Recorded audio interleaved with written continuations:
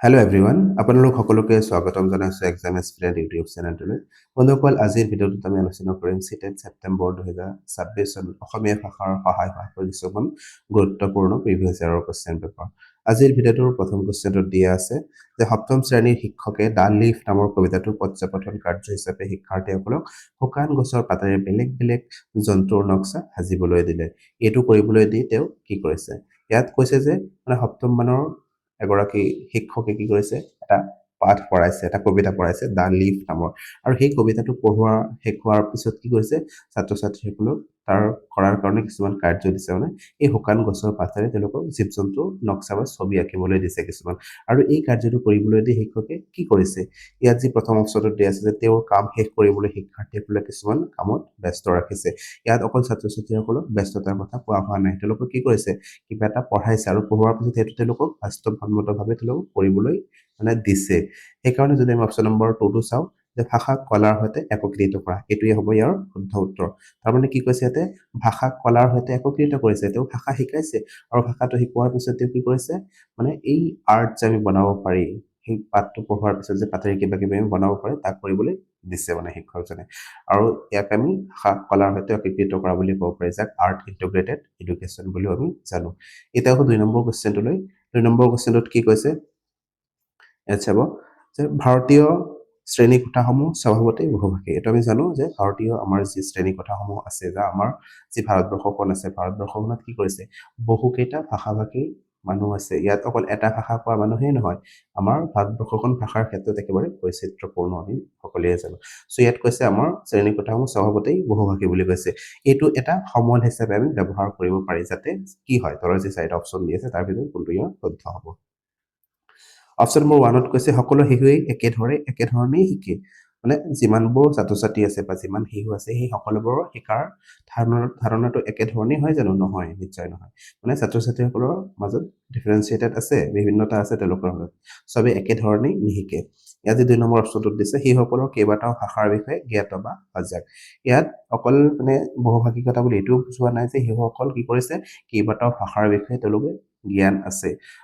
অকল তেওঁলোকে সৰু সৰু ল'ৰা ছোৱালী ন তেওঁলোকে কেইবাটাও ভাষাৰ বিষয়ে জ্ঞান নাথাকিব পাৰে এইটো নহয় ইয়াত 3 নম্বৰ অপশ্যনত কৈছে শিক্ষকে বেলেগ বেলেগ ভাষাক পাৰ্গতালি বৃদ্ধি কৰিব পাৰে শিক্ষকজনে ছাত্ৰ ছাত্ৰীসকলক বেলেগ বেলেগ ভাষাত পাৰ্গতালি বৃদ্ধি কৰিব পাৰে এইটো হ'ব পাৰে মেবি তাৰপিছত 4 নম্বৰটোত কি কৈছে যে প্ৰতিজন শিশুৱেই নিৰাপদ আৰু গ্ৰহণীয় বা গ্ৰহণযোগ্য একচেপ্টেঞ্চ অনুভৱ কৰে এইটোৱে হ'ব ইয়াৰ শুদ্ধ উত্তৰ কি আমি ইয়াত ক'ব পাৰি যে যেতিয়া এটা শ্ৰেণী কোঠাত বিভিন্ন ধৰণৰ ভাষাভাষী লোক থাকিব পাৰে বা বিভিন্ন ধৰণৰ ভাষাৰ ছাত্ৰ থাকিব পাৰে তেওঁলোকৰ ভাষা যেতিয়া শ্ৰেণী কোঠাত গুৰুত্ব দিয়া হ'ব ধৰিছোঁ মই অসমীয়া ভাষা কোৱা কিছুমান ছাত্ৰ ছাত্ৰী আছে বাংলা ভাষা কোৱা কিছুমান ছাত্ৰ আছে বা আন কিছুমান ভাষা কোৱাও তেনেকুৱা ধৰণৰ ছাত্ৰ ছাত্ৰী ক্লাছত আছে আৰু যেতিয়াই তেওঁলোকৰ যি ভাষা সাধাৰণতে ব্যৱহাৰ কৰে সেই ভাষাতে যদি তেওঁলোকক কিছুমান বস্তু কোৱা হয় তেতিয়া তেওঁলোক কি হ'ব আগ্ৰহী হ'ব সেই ভাষাটোক তেওঁলোকক গুৰুত্ব দিয়া যেন তেওঁলোকে ভাবিব আৰু সেইকাৰণে তেওঁলোকে ভাষাটো শিকাৰ প্ৰতি এটা আগ্ৰহ সৃষ্টি হ'ব চ' ইয়াৰ শুদ্ধ উত্তৰটো হ'ব অপশ্যন নম্বৰ 4 এতিয়া নেক্সট কুৱেশ্যনটোলৈ 3 নম্বৰ কুৱেশ্যনটোত কি কৈছে ঐকান্তিক পঠন কৌশল তলৰ কোনটো কথা গুৰুত্ব দিয়ে ইয়াত কৈছে যি ঐকান্তিক পঠন আমি ক'ব পাৰোঁ পঠনৰ কিছুমান ভাগ আছে ইণ্টেনচিভ ৰিডিং বা ঐকান্তিক পঠনৰ কথা ইয়াত দিছে ইণ্টেনচিভ ৰিডিংনো কি হয় ই কোনটো ক্ষেত্ৰত গুৰুত্ব দিয়ে বুলি কৈছে ইণ্টেনচিভ ৰিডিং হৈছে যে আমি যেতিয়া কোনো এটা পাঠ পুংখানুপুংখভাৱে পঢ়োঁ অকল সেই সাৰমৰ্মখিনি পঢ়াৰ কাৰণে নহয় বুজাৰ কাৰণে নহয় ইয়াত কি এটা বাক্যত কি ক'ব বিচাৰিছে কি অৰ্থ বুজাইছে বা তাত কি কি গ্ৰামাৰৰ ব্যৱহাৰ হৈছে বা এটা শব্দৰ অৰ্থ কি একেবাৰে পুংখানুপুংখভাৱে যেতিয়া আমি পঢ়িম সেইটোকে আমি ঐকান্তিক পঠন বা ইণ্টেনচিভ ৰিডিং বুলি ক'ব পাৰোঁ ইয়াত যে 4টা অপশ্যন দি আছে প্ৰথম অপশ্যন দি আছে আনন্দৰ কাৰণে পাঠ কৰা এটা পঠন আনন্দৰ কাৰণে এই পাঠটো পঢ়া নহয় আমি যদি ক'ব যাওঁ যি এক্সটেনচিভ ৰিডিং আছে বা বিস্তৃত পঠন আছে সেইটো এটা বৈশিষ্ট্য হ'ব পাৰে যে আনন্দৰ কাৰণে মানুহে পাঠ কৰে আৰু যি 2 নম্বৰ অপশ্যনটো দি আছে পাঠ একোটা পুংখানুপুংখ তথ্যৰ বাবে পঠন সেইটো হ'ব ইয়াৰ শুদ্ধ উত্তৰ যে আমি পাঠ এটা যেতিয়া পঢ়িম তাৰ পুংখানুপুংখ তথ্য তাত কি বুজাব বিচাৰিছে তাৰ গ্ৰামাৰ কি কি ব্যৱহাৰ কৰিছে বা তাত শব্দবোৰৰ অৰ্থনো কি হয় সেই গোটেইখিনি আমি সামৰি কি কৰিম তাত বিশ্লেষণ কৰি চাম যি অপশ্যন নম্বৰ 3 দি আছে সামগ্ৰিকভাৱে বুজি পাবৰ বাবে বা বুজি পাবৰ কাৰণে পঢ়া পঠন আৰু কৈছে আনৰ কাৰণে পাঠ কৰা পঠন এই যি বাকী 3টা অপশ্যন দি আছে এইটো এক্সটেনচিভ ৰিডিং যি আছে তাৰ ক্ষেত্ৰত হ'ব পাৰে এতিয়া নেক্সট কুৱেশ্যনটোলৈ কুৱেশ্যন নম্বৰ 4ত কি দিয়া আছে কুৱেশ্যন নম্বৰ 4 দি আছে উদীয়মান পঢ়ুৱৈৰ বাবে ছবি পঠন পিকচাৰ ৰিডিং হিচাপে এক মূল্যৱান সমল হ'ব পাৰে কাৰণ মানে ইয়াত কৈছে যেতিয়া উদীয়মান মানে পঢ়ুৱৈৰ কথা কৈছে মানে যেতিয়া ছাত্ৰ ছাত্ৰীসকল মানে কি কৰিছে নিজৰ মাতৃভাষাটো শিকিছে তেওঁলোকে এতিয়াও পঢ়া শুনা ভালকৈ কৰিব শিকা নাই আখৰখিনি ভালকৈ চিনি নাপায় ইমান বুজি নাপায় মানে সেই সময়ত কথা কোৱা হৈছে মানে উদীয়মান যি কি আছে পঢ়ুৱৈসকল আছে তেওঁলোকৰ কাৰণে পিকচাৰ ৰিডিং মানে কিতাপত কি কৰা আছে সৰু সৰু ল'ৰা ছোৱালীসকলৰ কাৰণে বিভিন্ন ধৰণৰ ছবি তাত দিয়া থাকে আৰু ছবিবোৰ কি কৰিছে এটাই আনটোৰ লগত কানেক্ট কৰি তেওঁলোকে কিছুমান কাহিনী যাতে বনাব পাৰে তেনেকুৱা ধৰণৰকে ছবি দিয়া থাকে আৰু ইয়াৰ কাৰণটোনো কি আমাক সুধিছে ইয়াত যে চাবা প্ৰথম অংশটোত দি আছে যে কাহিনীটোত কি ঘটিছে সেই বিষয়ে গুৰুত্বপূৰ্ণ ইংগিত দিয়ে এইটো শুদ্ধই হয় যে কাহিনীটোত কি মানে ক'বলৈ বিচাৰিছে তাৰ কাৰণে কি কৰিছে পিকচাৰবোৰ দিছে আৰু তাৰ মাজেৰে পিকচাৰবোৰৰ মাজেৰে কি কৰিছে ইংগিত দিবলৈ বিচাৰিছে যে এই কাহিনীত কেনেকুৱা ধৰণৰ হ'ব পাৰে অপশ্যন নম্বৰ 2 দিছে তেওঁলোকৰ হাতৰ আখৰ ভাল কৰাত সহায় কৰে মানে ইয়াত হাতৰ আখৰৰ কথা সোধাই নাই মানে ৰিডিঙৰ কথা কৈছে ইয়াত ৰাইটিঙৰ কথা অহাই নাই তাৰপিছত চাবা কি কৈছে ই তেওঁলোকৰ ভাল আৰু আত্মবিশ্বাসী লেখক কৰি তোলে এইটো নহয় এইটো লেখকৰ ক্ষেত্ৰত কৈছে ই তেওঁলোকক শ্ৰৱণীয় পঢ়ুৱৈ অডিটৰিয়েল লাৰ্ণাৰ কৰি তোলে এইবোৰ নহয় অপশ্যন নম্বৰ 1 টো ইয়াৰ শুদ্ধ উত্তৰ হ'ব এতিয়া নেক্সট কুৱেশ্যনটোলৈ 5 নম্বৰ কুৱেশ্যনটোত কি কৈছে ইয়াত চাবা 5 নম্বৰ কুৱেশ্যনটোত কি কৈছে ফলদায়ক পেৰেগ্ৰাফ লিখনৰ সৈতে তলৰ কোন জড়িত ইয়াত কৈছে ফলদায়ক পেৰেগ্ৰাফ মানে আমি যেতিয়া এটা পেৰেগ্ৰাফ লিখো বা লিখিবলৈ হ'লে আমাৰ কোনবোৰ বিষয়ত আমি গুৰুত্ব দিব লাগে কোনবোৰ বিষয় ইয়াৰ লগত জড়িত হৈ থাকে বুলি কৈছে তাৰ অপশ্যন কেইটা চাবা স্পষ্ট আৰু ভাল হাতৰ আখৰ মানে অকল স্পষ্ট আৰু ভাল হাতৰ আখৰ হ'লে কি নহ'ব এটা পেৰেগ্ৰাফ লিখনিটো ইমান ধুনীয়া নহ'বও পাৰে তাৰপিছত কৈছে বিষয়বস্তুৰ জটিলতা আমি বিষয়বস্তুখিনি যদি একেবাৰে জটিল কৰি তুলি দিওঁ তাত উপস্থাপন কৰোঁ তথাপিও এইটো কি নহয় ভাল বা ফলদায়ক পেৰেগ্ৰাফ ৰাইটিং নহ'ব ইয়াত তাৰপিছত চোৱা কৈছে কি 3 নম্বৰ অপশ্যনটো ধাৰণা উপস্থাপন আৰু সুসংগতি এইটো হ'ব ইয়াৰ শুদ্ধ উত্তৰ মানে কি এটা পেৰেগ্ৰাফ লিখিবলৈ হ'লে তাত এটা ধাৰণা সুস্পষ্ট ধাৰণা এটা থাকিব লাগিব আৰু সেইটো উপস্থাপন কৰা যি কৌশল সেইটো ধুনীয়া হ'ব লাগিব আৰু লগতে এই তেওঁ যিখিনি লিখিছে এই লিখনিখিনি বহুত সুসংগত বা ধুনীয়া হ'ব লাগিব তেতিয়াহে কি হ'ব মানে ভাল বা ফলদায়ক পেৰেগ্ৰাফ লিখনৰ মানে লগত এইবোৰ কি হয় জড়িত এতিয়াও নেক্সট কুৱেশ্যনটোলৈ কুৱেশ্যন নম্বৰ 6 নম্বৰত কি কৈছে 6 নম্বৰত কৈছে যে সৰু ল'ৰা ছোৱালীয়ে যিকোনো বস্তুৰ উপৰিভাগ বা ছাৰফেচ কাঠ পেঞ্চিল বা ৰঙা পেঞ্চিলেৰে ইফাল সিফাল ঘূৰাই থাকিবলৈ ভাল পায় এইটো কোৱা হয় মানে কি কৈছে যেতিয়া সৰু সৰু ল'ৰা ছোৱালীবোৰ থাকে তেওঁলোকে লিখাৰ মানে আগতে লিখিব নপৰাৰ আগতে কি কৰিছে তেওঁলোকে কাঠ পেঞ্চিল বা যি তেওঁলোকৰ হাতত ৰঙা পেঞ্চিল থাকে সেই পেঞ্চিলেৰে কি কৰে মানে বিভিন্ন ধৰণৰ ছাৰফেচ এৰিয়াত বা উপৰিভাগত কি কৰিছে বস্তুৰ উপৰিভাগত বিভিন্ন ধৰণৰ আগভাগ মানে কৰি থাকে বিভিন্ন ধৰণৰ লিখনি তেওঁলোকে লিখি থাকে তেওঁলোকৰ মানে একচুৱেলি এইটো পঢ়া নহয় বা লিখনি ভাল নহয় কিন্তু এনেই কিবা কিবি আগভাগ কৰি থাকে চ' ইয়াত আমি 4টা যি অপশ্যন দি আছে তাৰ কোনটো ইয়াৰ ক্ষেত্ৰত শুদ্ধ হ'ব বুলি কৈছে আমি যদি চাব যাওঁ ইয়াৰ যে অপশ্যন নম্বৰ 3 দি আছে আগভাগ লেখন এইটোৱে হ'ব ইয়াৰ শুদ্ধ উত্তৰ মানে তেওঁলোকে লিখিব নাজানে এনেই আগভাগ কিবা লিখি থৈছে চ' এইটোৱে হ'ব ইয়াৰ শুদ্ধ উত্তৰ এতিয়া নেক্সট কুৱেশ্যনটোলৈ কুৱেশ্যন নম্বৰ 7ত কি দিয়া আছে সামগ্ৰিক ভাষাৰ দৃষ্টিভংগী মানে হৈছে ইয়াত মানে সামগ্ৰিক ভাষাৰ দৃষ্টিভংগীটো কি হয় এইটো আমাক ক'ব বিচাৰিছে যে 4টা অপশ্যন দিছে তাৰ কোনটো শুদ্ধ হ'ব অপশ্যন নম্বৰ 1ত দি আছে শব্দবোৰৰ বৰ্ণ আৰু বৰ্ণৰ সমষ্টিলৈ পৰিৱৰ্তন মানে সামগ্ৰিক ভাষা শিকন মানে শব্দবোৰৰ বৰ্ণ আৰু বৰ্ণৰ সমষ্টিলৈ পৰিৱৰ্তন কৰিলে যেন সামগ্ৰিক ভাষাৰ দৃষ্টিভংগী হ'ব তাৰপিছত 14 নম্বৰত কি কৈছে যে বৰ্ণ ধ্বনিৰ সম্পৰ্ক স্থাপন বৰ্ণ আৰু ধ্বনিৰ যি সম্পৰ্ক আছে সেইটো স্থাপন কৰিলে যেন আমাৰ কি হ'ব সামগ্ৰিক ভাষাৰ দৃষ্টিভংগী হ'ব নেকি তাৰপিছত 3 নম্বৰত কৈছে শব্দক ভাষাৰ সমগ্ৰ টুকুৰা ৰূপে চোৱা 4 নম্বৰত কৈছে ধ্বনি সংক্ৰান্তীয় বিষয়ত গুৰুত্ব দিয়ে এই যি বাকী তিনিটা অপশ্যনৰ দিয়া আছে এইবোৰত কেৱল বৰ্ণ বা ধ্বনিৰ কথাই কৈছে কিন্তু অপশ্যন নম্বৰ যি 3 আছে এইটোত কৈছে কি যে শব্দক ভাষাৰ সমগ্ৰ টুকুৰা ৰূপে চাব লাগিব আমি মানে যেতিয়া আমি ইয়াত কি শিকি আছো আমি ভাষা চাই আছো ন সামগ্ৰিক ভাষা এটা কথা কোৱা হৈছে ইয়াতে আমি যি শব্দবোৰ আছে শব্দবোৰ কি কৰিম মানে ভাষাৰ সৰু সৰু টুকুৰা হিচাপে চাম মানে তাৰ তলৰ যিখিনি আছে সেইটো আৰু ধ্বনি সংক্ৰান্তীয় হয় কিন্তু আমি ভাষাক মানে কি কৰিম শব্দৰ মানে সমগ্ৰ মানে টুকুৰা হিচাপে চাব লাগিব বা সেই শব্দবোৰ কি কৰিম আমি মানে লগাই কি কৰিব পাৰিম বাক্য ক'ব পাৰিম বা আমি কি কৰিব পাৰিম ভাষা ক'ব পাৰিম চ' ইয়াৰ শুদ্ধ উত্তৰটো হ'ব অপশ্যন নম্বৰ 3 এতিয়া নেক্সট কুৱেশ্যনটোলৈ 8 নম্বৰ কুৱেশ্যনটোত কি কৈছে যে লক্ষ্য ভাষা শিকনৰ বাবে এগৰাকী শিক্ষয়িত্ৰীয়ে শিশুৰ মাতৃভাষাক মাধ্যম হিচাপে ব্যৱহাৰ কৰিলে তেওঁ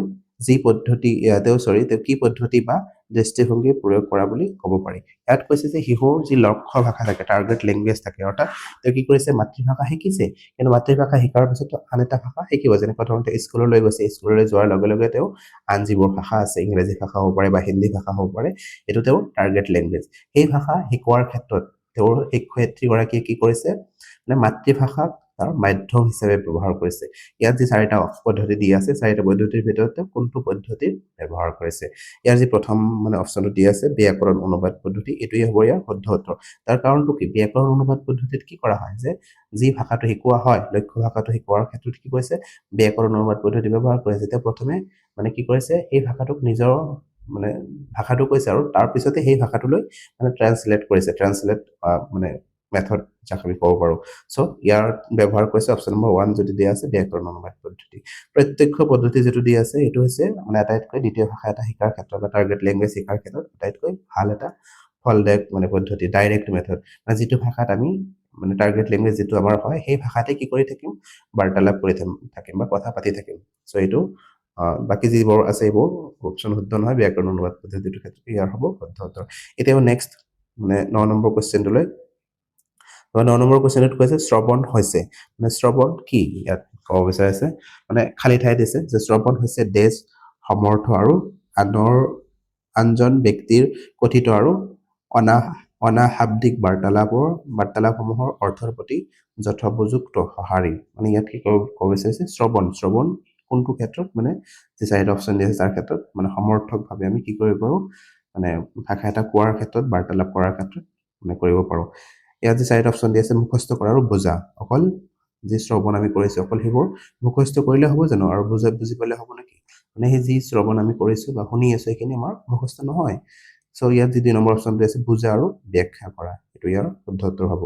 মানে কি কৰিছে ইয়াতে মানে যেতিয়া আমি শ্ৰৱণ কৰিছো মানে শুনিছো শুনাৰ লগে লগে কি কৰিম কি কৈছে মানে কোনোবা এজনে মোক কিবা এটা কথা কৈ আছে মই প্ৰথমে এটো মনোযোগেৰে শুনিম শুনাৰ পিছত কি কৰিম এটো বুজি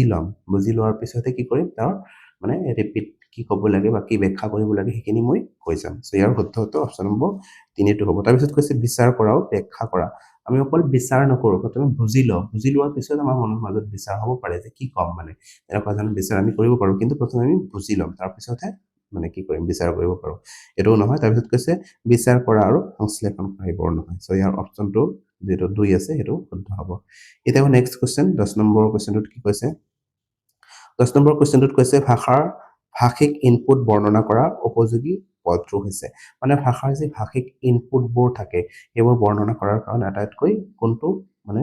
পদটো উপযোগী চাৰিটা তলত যি অপচন দিয়া আছে ইয়াৰ যি প্ৰথম অপচন দি আছে যত্ন প্ৰদায়ী বক্তৃতা শিশু নিৰ্দেশিত বক্তৃতা কেঁচুৱা নিৰ্দেশিত বক্তৃতা আৰু 4 নম্বৰ দি আছে প্ৰাথমিক অৱস্থাত শিশু আৰু মাতৃভাষা যোগাযোগ মানে ভাষিক ইনপুট বুলি ক'লে আমি শিশু নিৰ্দেশিত বক্তৃতাৰ কথা ক'ব পাৰো বা শিশু নিৰ্দেশিত ভাষাৰ কথা ক'ব পাৰো সো অপচন নম্বৰ 2 টো শুদ্ধ হ'ব এতিয়া নেক্সট কোৱেশ্চন 11 নম্বৰ কোৱেশ্চনটোত কি কৈছে যে এটি শিশুৱে তেওঁৰ জীৱনৰ প্ৰাৰম্ভিক সময়ছোৱাত যদি ভাষাৰ ব্যৱহাৰৰ ক্ষেত্ৰত কোনো সুবিধা নাপায় বা উপযুক্ত পৰিৱেশ নাপায় তেওঁ ভাষাৰ বিকাশ সীমিত হ'ব তলৰ কোনটো কথাই এই উক্তিটো সমৰ্থন কৰে মানে ইয়াত কৈছে যে শিশু যেতিয়া সৰু থাকে মানে সৰু এটা শিশুক যদি আমি কি কৰো ভাষাৰ শিকাৰ কাৰণে উপযুক্ত পৰিৱেশ নিদিও তাৰ পিছৰ পৰ্যায়লৈ গৈ তেওঁ কি কৰে মানে ভাষা তেওঁৰ সীমিত হয় তেওঁ ভালকে ভাষাটো ক'ব নোৱাৰিব তেওঁ যদি জংগলত কোনোবা এখন জাগাত থৈ অহা হয় তেওঁ মানুহৰ লগত মানে ইমান মানুহৰ লগত মিলা-মিছা নকৰে ভাষাটো ব্যৱহাৰ নকৰে তেতিয়া তেওঁ ভাষাৰ মানে বিকাশ সীমিত হ'ব ইমান বিস্তৃত নহ'ব মানে হেতুই কৈছে ইয়াৰ যে চাৰিটা মানে অপচন দি আছে তাৰ কোনটো এটো সমৰ্থন কৰিব ইয়াৰ যি প্ৰথম অপচনত দি আছে বাক্য বিন্যাসৰ সমস্যা ইয়াত বাক্য বিন্যাসৰ সমস্যা মানে কি তেওঁ ভাষাটো শিকাই নাই এটোৰ বিকাশ হোৱাই নাই ইমানখিনি সো এটো নহ'ব অপচন নম্বৰ 2 দি আছে ভাষাৰ শব্দাৰ্থিক সমস্যা হ'ব জানো তাৰপিছত কৈছে বিকাশৰ স্পৰ্শকাতৰ কাল আৰু কৈছে দেখিবাদ তত্ত্ব ইয়াৰ যি 3 নম্বৰ অপচনটো দি আছে এটো ইয়াৰ শুদ্ধ হ'ব বিকাশৰ স্পৰ্শকাতৰ কাল মানে শিশুৰ জন্মৰ পিছৰ পৰা যি 5 বছৰ সময়লৈকে থাকে এই 5 বছৰ বয়সলৈকে শিশুৰ বিকাশ কি হয় আমি পাইছো 85% বিকাশ তেওঁলোকৰ হৈ যায় মানে অকল বাকি মানে শৰীৰৰ অংগ প্ৰত্যংগবোৰৰ ক্ষেত্ৰত নহয় তেওঁলোকৰ ভাষাৰ ক্ষেত্ৰত বা চিন্তা শক্তিৰ ক্ষেত্ৰত কি হয় তেওঁলোকৰ মানে বিকাশ মানে পূৰ্ণ গতিত চলি থাকে 85% লৈকে হৈ যায় সো ইয়াত আমি ক'ব পাৰো যে তেওঁৰ বিকাশ ইমান যিখিনি হ'ব লাগিছিলে সেইখিনি হোৱা নাই মানে স্পৰ্শকাতৰ স্তৰ হয় এই সময়খিনি সৰুকালৰ সময়খিনি চ' ইয়াৰ অপশ্যন নম্বৰ 3 টো হ'ব শুদ্ধ উত্তৰ এতিয়াও নেক্সট কুৱেশ্যনটোলৈ মানে কুৱেশ্যন নম্বৰ 12 কি কৈছে তলত উল্লেখ কৰা কোনটো পঠনৰ উপদক্ষতা নহয় ইয়াত কৈছে পঠনৰ কিছুমান উপদক্ষতা আছে ইয়াত যে চাৰিটা অপশ্যন দিছে তাৰে কোনটো পঠনৰ উপদক্ষতা নহয় বুলি কৈছে ইয়াত কৈছে সংযোগ স্থাপন কৰা আমি যেতিয়া মানে কথা পাতি থাকিম কথন কৰি থাকিম বা পঠন কৰি থাকিম এইটো এটা সংযোগ স্থাপন হ'বনে নাই মই কি কিবা এটা পঢ়ি আছো বা কিতাপৰ পৰা পঢ়ি আছো কিতাপৰ লগত মোৰ এটা সংযোগ স্থাপন হৈছে তাৰপিছত কৈছে পূৰ্বানুমান আমি পূৰ্বানুমানো লগাব পাৰো পঠন যেতিয়া কৰি আছো এই বাক্যটোত কি ক'ব বিচাৰিছে আমি এটা পূৰ্বানুমান লগাব পাৰো তাৰপিছত কৈছে লিপ্যান্তৰ আৰু লাষ্টৰ কৈছে বোধ শক্তি মানে আমি যেতিয়া পঢ়ি যাম পঢ়াৰ লগে লগে আমাৰ বোধ শক্তি হ'ব লাগিব আমি বস্তুখিনি বুজি পাইছো নে নাই তেতিয়াহে আমি মানে পঠনটো মানে ভাল হৈছে বুলি আমি ক'ব পাৰিম পঠন মানে এইটো নহয় যে অকল পঢ়ি গৈছো একো বুজি পোৱা নাই সেইটো নহয় পঠন মানে এনেকুৱা হ'ব লাগিব যে মই যেটো বস্তু পঢ়িছো সেই বস্তুটো মই ভালকে বুজিব পাৰিছো নে নাই বা বুজি লৈছো তেতিয়াহে এইটোক আমি মানে ফলদায়ক পঠন বুলি ক'ব পাৰিম আৰু যে অপশ্যন নম্বৰ 3 টো দি আছে লিপ্যান্তৰ বা ট্ৰান্সক্ৰিপশ্যন বুলি যাক আমি ক'ব পাৰো এইটো পঠনৰ ক্ষেত্ৰত জড়িত নহয় এইটো লিখনৰ এটা কি হ'ব পাৰে উপদক্ষতা হ'ব পাৰে তো অপশ্যন নম্বৰ যি আমি পালো নহয় বুলি ইয়াত দিছিলে ন সো অপশ্যন নম্বৰ 3 টো হ'ব ইয়াৰ শুদ্ধ উত্তৰ এতিয়া নেক্সট কুৱেশ্যনটোলৈ কুৱেশ্যন নম্বৰ 13 লৈকে কুৱেশ্যন নম্বৰ 13 কি দি আছে যে এগৰাকী শিক্ষকে বিশ্বাস কৰে যে ছাত্ৰ ছাত্ৰীসকলে যথেষ্ট পৰিমাণে বোধগম্যমূলক ইনপুট দিয়া উচিত যাতে তেওঁলোকৰ ভাষা আহৰণৰ সুবিধা হয় ইয়াত কৈছে যেতিয়া ছাত্ৰ ছাত্ৰীসকলে ভাষা এটা শিকিব নতুন ভাষা এটা শিকিব সেই ক্ষেত্ৰত তেওঁলোকে কি কৰিব লাগিব আমি মানে ভাষা শিকাৰ কাৰণে যি উপযুক্ত পৰিৱেশ সেই পৰিৱেশটো দিব লাগিব বা সেই ইনপুটটো তেওঁলোকক আমি দিব লাগিব শিক্ষকৰ এই বিশ্বাসৰ তলত উল্লেখ কৰা কোনটোৰ সৈতে মানে কি কৈছে সংপৃক্ত ইয়াত চাৰিজন ব্যক্তিৰ কথা কৈছে ইয়াত চাৰিজনৰ ভিতৰত কাৰ এই মন্তব্যটো মানে কাৰ আছিলে বুলি কৈছে ইয়াত যে অপশ্যন নম্বৰ 1 আছে বাইগটস্কিৰ সমাজ সাংস্কৃতিক তত্ত্ব ইয়াত বাইগটস্কিৰ কথা কোৱা নাই মানে বাইগটস্কি কি কৈছিলে মানে আমি সমাজ পাতি বাস কৰা মানুহ ন আমি সামাজিকভাৱে কি কৰো ভাষা এটা শিকো সমাজত যেতিয়া আমি চলাফেৰা কৰিম তেতিয়া আমি কি কৰিম ভাষাটো শিকিব পাৰিম এইটো বাইগটস্কিৰ কি নহয় তাৰপিছত কৈছে পিয়াগেটৰ বা পিয়াজেৰ জ্ঞানমূলক বিকাশৰ তত্ত্ব পিয়াজে কনষ্ট্ৰাকটিভিষ্ট আছিল ন মানে কনষ্ট্ৰাকটিভিষ্ট সকলে কি কৰে পিয়াজে কি ভাবিছিলে যে প্ৰথমে শিশুৱে কি কৰিব চিন্তা শক্তি তেওঁ কৰিব তাৰপিছত তেওঁ মানে কি হ'ব ভাষাৰ বিকাশ হ'ব এইটোও নহয় ইয়াৰ ক্ষেত্ৰত শুদ্ধ নহয় আৰু স্কিনাৰৰ কথা কৈছে স্কিনাৰে কি কৈছিলে যে আমি অনুকৰণ কৰি ভাষা এটা শিকি থাকো অনুকৰণৰ জৰিয়তে ভাষা শিকা হয় ইয়াত মানে স্কিনাৰৰ কথাও কোৱা নাই ইয়াত যি 4 নম্বৰ অপশ্যনটো দি আছে ষ্টিফেন ক্লেছনৰ ভাষা আহৰণ কৰাৰ যি তত্ত্ব আছে এই ক্ষেত্ৰত এইটোৱে হ'ব ইয়াৰ শুদ্ধ উত্তৰ মানে ষ্টিফেন ক্লেছনে কি কৰিছিলে ভাষা শিকাৰ কাৰণে কেইটামান ইনপুট দিছিলে 5টামান ইনপুটৰ কথাতে কৈছিলে যে শিশুৱে যেতিয়া দ্বিতীয় ভাষা বা টাৰ্গেট লেংগুৱেজ যেতিয়া শিকিব তেওঁ কি কৰিব মানে তেওঁৰ যি উপযুক্ত পৰিৱেশ মানে তেওঁ প্ৰথম ভাষাৰ নিচিনাকৈ তেনেকুৱা যিটো ভাষা আহৰণ কৰিছে এই আহৰণ কৰাৰ নিচিনাকৈ তেওঁ ভাষাটো শিকিব পাৰিব তাৰ কাৰণে কিছুমান ইনপুট তেওঁ দিব লাগিব সেই ইনপুটবোৰ আমি কেতিয়াবা পিছত আলোচনা কৰিম সো ইয়াত শুদ্ধটো হ'ব ষ্টিফেন ক্লেছনৰ ভাষা আহৰণ তত্ত্ব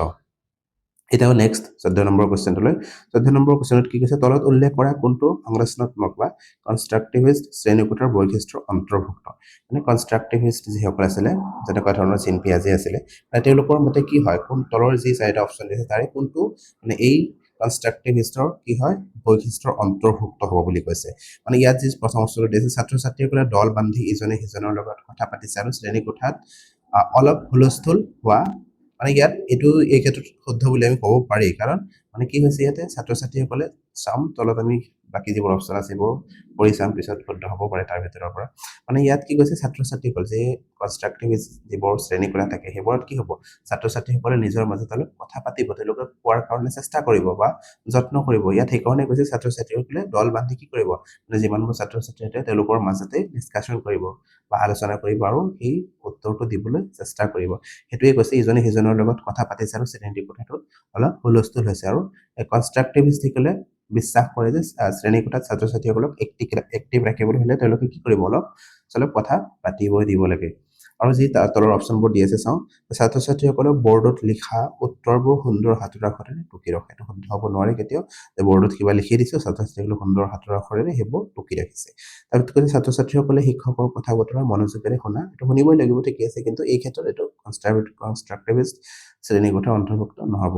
আৰু যি 4 নম্বৰ দি আছে অভিজ্ঞ শিক্ষকে ছাত্ৰ ছাত্ৰী কি কৰিব শিকোৱা এইটো নহয় এতিয়া নেক্সট কুৱেশ্যন 15 নম্বৰ কুৱেশ্যনত কি দি আছে যে ভাষাৰ আপেক্ষিকতাবাদৰ ধাৰণাটো তলৰ মতে সমৰ্থন কৰে ইয়াৰ যি আপেক্ষিকতাবাদ আছে ভাষাৰ আপেক্ষিকতাবাদ ইয়াত যে চাৰিটা অপশ্যন দি আছে তাৰে কোনটো এই ক্ষেত্ৰত শুদ্ধ বুলি কৈছে আমি বিচাৰ কৰিব লাগে ইয়াত চাব কৈছে ভাষাই আমাৰ চিন্তা আৰু দৃষ্টিভংগী নিৰ্দিষ্ট কৰাতকৈ প্ৰতিফলিত কৰে মানে ইয়াত কৈছে ভাষাই আমাৰ যি চিন্তা শক্তি আছে বা দৃষ্টিভংগী আছে সেইটো নিৰ্দিষ্ট কৰাতকৈ তাক প্ৰতিফলন মানে কি কৰে বেছিকৈ কৰে এটা শুদ্ধ নহয় আমাৰ চিন্তা শক্তিহে মানে বেছি হয়